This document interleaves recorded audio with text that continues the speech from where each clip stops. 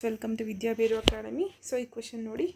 It has been found from experience that the mean breaking strength of a particular brand of thread is 275.6 GMS with a standard deviation of 39.7 GMS. Recently, a sample of 36 pieces of thread showed a mean breaking strength of 253.2 GMS.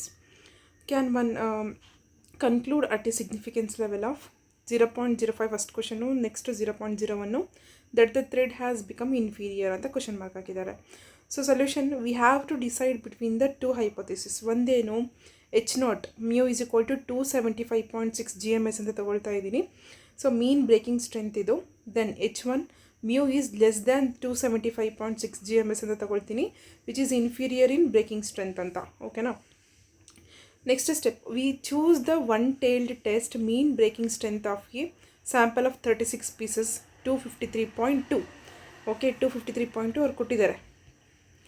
So difference is nothing but 275.6 minus 253.2. 275.6 ನಾವು ಇಲ್ಲಿ ತಗೊಂಡಿದ್ದೀವಲ್ವ mu value. So ಅದರಲ್ಲಿ ಇಲ್ಲಿ ಕೊಟ್ಟಿರ್ತಕ್ಕಂಥ 36 ಪೀಸಸ್ದು less ಮಾಡಿಕೊಂಡ್ರೆ ನಿಮಗೆ N means number of pieces ಎಷ್ಟಿದೆ ಅಂತ ಗೊತ್ತು ನಿಮಗೆ, 36 ಪೀಸ್ ಅಂತ ಗೊತ್ತು. ಇಲ್ಲಿ ಡಿಫ್ರೆನ್ಸ್ ನಿಮಗೆ 22.4 ಬರ್ತಾ ಇದೆ ಅಂತ ಗೊತ್ತು.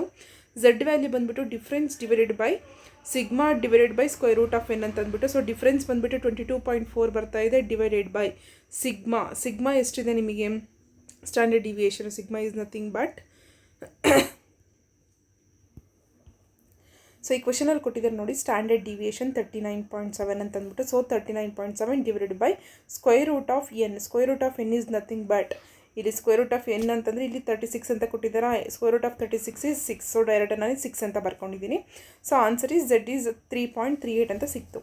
The value of Z is greater than the critical value of Z 1.645 at 5% level and 2.33 at 1% level of significance. ಇದು ನೀವು ಬೈ ಹಾರ್ಟ್ ಹಾಕಿ.